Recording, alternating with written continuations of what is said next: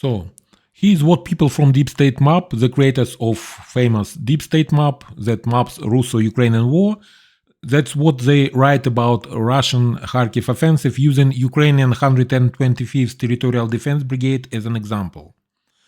And that's what they write, their words. We are in no way want to justify the brigade command, which ignored problems and played paper army games. This discussion will focus exclusively on the soldiers who directly participated and are still participating in the battles in this sector.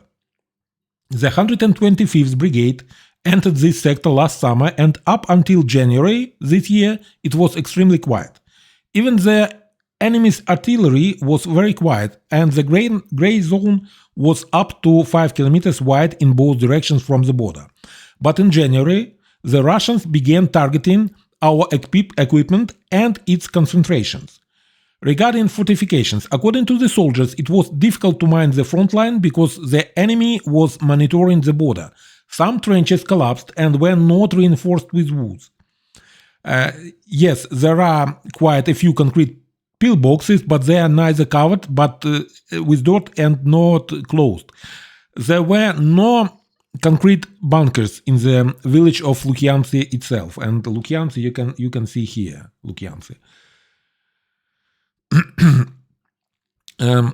Not a single fully wooden reinforced trench was built either. But then soldiers carried out additional fortifications themselves, and they started to reinforce trenches with wood. In the recent months, the Russians began actively occupying the gray zone, digging in and creating whole fortifications. The soldiers immediately reported to the brigade command that something needed to be done about this, because enemy should not be allowed to build up strength.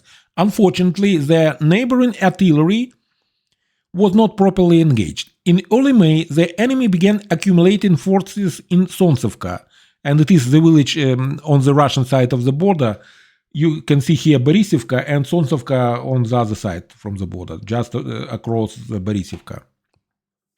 But that time, the enemy positions were already beyond the village, yet active quartering in the village also was taking place. This accumulation was reported multiple times to the higher-ups. There were instances when our artillery missed by several hundred meters, but the brigade reported these as hits, thus creating the illusion that artillery was sighted. On May 7, Russians were observed directly in Pilna, and Pilna it is a village on our side of the border. Here it is. It's just on the border from on our side, on the Ukrainian side. At this time, the brigade ignored the targeting information on the village and continued to strike at checkpoints in the so-called Russian Federation. On May 8, the first contact battle took place in that area, resulting in the loss of stronghold and death of 2 soldiers. After that, artillery finally began to work, but since the enemy was already hiding in the tree lines close to our positions, the effectiveness was mediocre. On May 8 and 9, the Russians actively quartered in Pilna.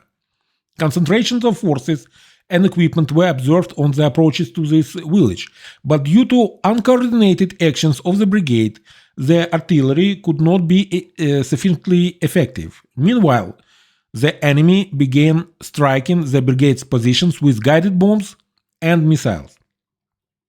On May 10th, the enemy began the offensive. The first attacks were partially repelled by the 125th Brigade soldiers, but in the area of Strelche, and it is right here, in the area of Strelche, one of the 400th Rifle battalions, the idea of their creation, training, and staffing will be one of the biggest mysteries of this war.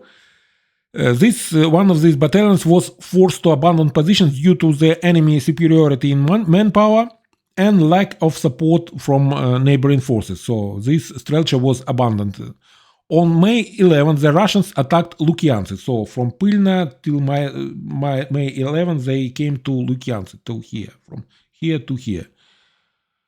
The GUR boys, GUR means Главное управление разведки, it's Budanov boys. Chief Intelligence Directorate boys. They came to support the territorial defense, making the resistance more effective. Also, due to the enemy's superiority and the actual encirclement of the positions in the village, the defense forces had to withdraw, so Lukyansk was lost. During this time, another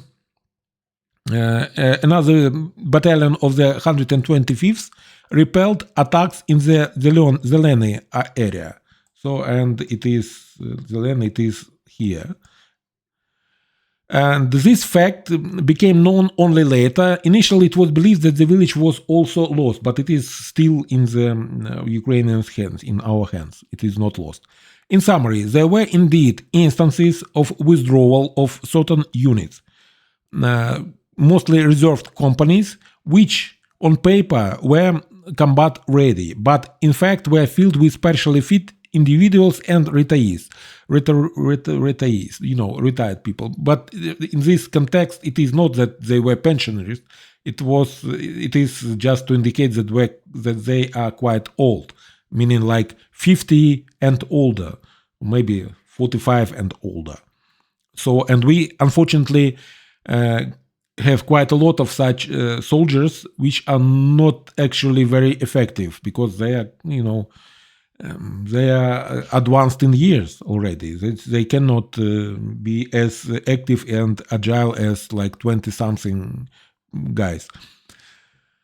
At the same time, the main forces of the 125th Territorial Defense Brigade continued to resist. The soldiers held out and waited for the arrival of reserved units, preventing the front from collapsing. We are not talking about the brigade command now. Let the operational command deal with them. But the infantry of 125th did everything within their power against a superior enemy.